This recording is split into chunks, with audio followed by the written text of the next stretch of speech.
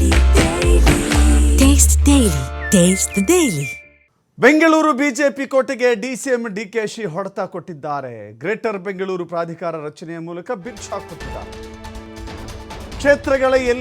ಕ್ಷೇತ್ರಗಳೆಲ್ಲವೂ ಕೂಡ ಛಿದ್ರ ಅನ್ನೋ ರೀತಿಯಲ್ಲಿ ಕಾಣಿಸ್ತಾ ಇದೆ. ಕ್ಷೇತ್ರಗಳು ಛಿದ್ರ ಅನ್ನುವ ರೀತಿಯಲ್ಲಿ ಕಾಣಿಸ್ತಾ ಇದೆ.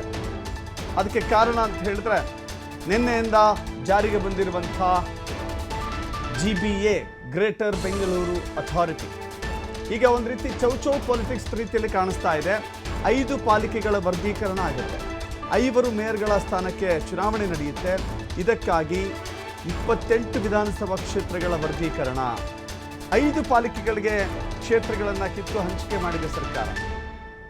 ಬಿಜೆಪಿ ಶಾಸಕರ ಕ್ಷೇತ್ರಗಳೇ ಡಿಸಿಎಂ ಡಿಕೆಶಿಯ ಟಾರ್ಗೆಟ್ ಆಗಿದೆಯಾ? ಹಾಗಾದ್ರೆ ಕಾಂಗ್ರೆಸ್ ಬಿಜೆಪಿ ನಡುವೆ ಸಂಘರ್ಷಕ್ಕೆ ಈ GBA ಕಾರಣವಾಗುತ್ತಾ? ತಮ್ಮ ಪಕ್ಷಕ್ಕೆ ಲಾಭವನ್ನು ಮಾಡಿಕೊಳ್ಳಲಿಕ್ಕೆ ಡಿಸಿಎಂ ಇಂಥ ತಂತ್ರಗಾರಿಕೆಯನ್ನು ಮಾಡಿಕೊಂಡ್ರ ಅಂತ ಹೇಳಿ ಗ್ರೇಟರ್ ಬೆಂಗಳೂರು ಅಂದರೆ ಬೆಂಗಳೂರನ್ನು BBMPಯನ್ನು 5 ಪಾಲಿಕೆಗಳಾಗಿ, ಪಾಲಿಕೆ ಅನ್ನೋದಕ್ಕಿಂತ ಪ್ರಾಧಿಕಾರಗಳಾಗಿ ಡಿವೈಡ್ ಮಾಡೋದು. 5 ಪ್ರಾಧಿಕಾರಗಳು. ಅದರಲ್ಲಿ ಬೆಂಗಳೂರಿನಲ್ಲಿ ಒಟ್ಟು 28 ವಿಧಾನಸಭಾ ಕ್ಷೇತ್ರಗಳಿದ್ದಾವೆ. 28 ವಿಧಾನಸಭಾ ಕ್ಷೇತ್ರಗಳಲ್ಲಿ ಹಲವು ವಾರ್ಡ್ಗಳು ಬರ್ತವೆ. ಆ ವಾರ್ಡ್ಗಳನ್ನು ಒಂದು ರೀತಿ ಚೌಚೌ ಬಾತ್ ರೀತಿಯಲ್ಲಿ ಕಾಣಿಸ್ತಾ ಇದೆ. ವಿಭಜನೆ ಹೆಂಗೆ ಕಾಣಿಸ್ತಾ ಇದೆ ಅಂದರೆ ಚೌಚೌ ಬಾತ್, ಚಿತ್ರಾನ್ನ, ಈ ರೀತಿಯ ತಿಂಡಿಗಳಿಗೆ ಹೋಲಿಕೆ ಮಾಡಿದ್ರೆ ಸುಲಭವಾಗಿ ಅರ್ಥ ಆಗುತ್ತೆ. ಅಂದರೆ ಚಿತ್ರವಾಗಿ ಹೋಗಿದ್ದಾವೆ.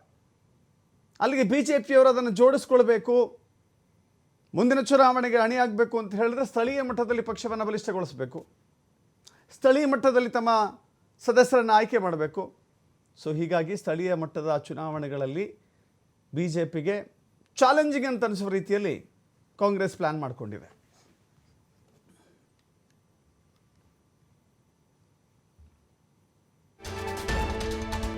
GBA ಎಲೆಕ್ಷನ್ನಲ್ಲಿ BJPಗೆ ಎದುರಾಗುತ್ತಾ ಸವಾಲ್. 500 ವಾರ್ಡ್ಗಳಲ್ಲಿ ಗೆಲ್ಲಲು ಶುರುವಾಗಿದೆ ಡವಡವ. ಈಗಾಗಲೇ 5 ಪಾಲಿಕೆಗಳ ರಚನೆಗೆ BJP ತೀವ್ರ ವಿರೋಧವನ್ನು ವ್ಯಕ್ತಪಡಿಸಿದೆ. 5 ವಲಯಗಳಾಗೋದ್ರಿಂದ ಅಥವಾ 5 ಪ್ರಾಧಿಕಾರಗಳಾಗೋದ್ರಿಂದ ನಾಯಕತ್ವದ ಬಗ್ಗೆಯೂ ಕೂಡ ಆತಂಕ ಶುರುವಾಗುತ್ತೆ. ಹಿಂದೆ ಕಾಂಗ್ರೆಸ್ನಲ್ಲಿ ರಾಮಲಿಂಗಾರೆಡ್ಡಿ, ಜಾರ್ಜ್ ನೋಡಿಕೊಳ್ತಾ ಇದ್ರು. BJPಯಲ್ಲಿ R ಅಶೋಕ್ ಜವಾಬ್ದಾರಿ ಹೊರ್ತಾ ಇದ್ರು, ಇಡೀ ಬೆಂಗಳೂರಿನ ಜವಾಬ್ದಾರಿಯನ್ನು. ಈಗ 5 ಪಾಲಿಕೆಗಳ ರಚನೆಯಿಂದ ಯಾರು ಯಾವುದನ್ನು ಹೊತ್ಕೊಳ್ಬೇಕು, ಅದಕ್ಕೆ ಹಿಡಿತಕ್ಕೆ ಸಿಗುತ್ತಾ, ಗ್ರಿಪ್ಪಿಗೆ ಬರುತ್ತಾ ಇಲ್ವಾ ನೋಡಿ ಗೊತ್ತಿಲ್ಲ. ಈಗ ಹೊಸ 5 ನಾಯಕರು ಬೇಕಾಗ್ತಾರೆ. ಒಬ್ಬರೋ ಇಬ್ಬರು ಆಗೋದಿಲ್ಲ, 5 ನಾಯಕರು ಬೇಕಾಗ್ತಾರೆ. ಕಾಂಗ್ರೆಸ್ನಲ್ಲಿ ರಾಮಲಿಂಗಾರೆಡ್ಡಿ, ಜಾರ್ಜ್, DKಶಿ, ಕೃಷ್ಣ ಬೈರೇಗೌಡ, ಜಮೀರ್, ಇಷ್ಟು ಜನರಿಗೆ ಅವಕಾಶ ಕೊಡ್ಬೋದು. ಯಾಕಂದರೆ ಎಲ್ಲರೂ ಕೂಡ ಬೆಂಗಳೂರಿನ ಶಾಸಕರೇ.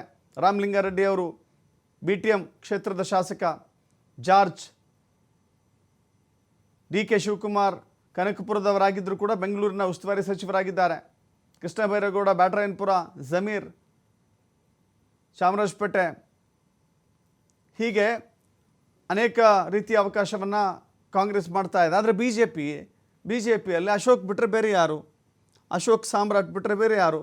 ಸೋಮಣ್ಣ ವಿಜಯನಗರದಲ್ಲಿ ಅಥವಾ ಗೋವಿಂದರಾಜನಗರದಲ್ಲಿ ಸ್ಟ್ರಾಂಗ್ ಆಗಿದ್ದರೂ ಕೂಡ ಅವರಿಗೆ ಸ್ಥಳೀಯ ಮಟ್ಟದಲ್ಲಿ ನಾಯಕತ್ವವನ್ನು ಒಪ್ಪಿಕೊಳ್ಳಿಕ್ಕೆ ಸಾಧ್ಯವಿಲ್ಲ. ಯಾಕೆಂದರೆ ಅವರು ಕೇಂದ್ರದ ಸಚಿವರಾಗಿದ್ದಾರೆ. GBA ವಿಚಾರದಲ್ಲಿ BJPಗೆ ಆತಂಕ ಶುರುವಾಗಿದೆಯಾ, ನಡಕ ಶುರುವಾಗಿದೆಯಾ? ಈ ರೀತಿಯ ಒಂದು ಚರ್ಚೆ, ವಿಶ್ಲೇಷಣೆಗಳು ನಡೀತಾ ಇದ್ದಾವೆ.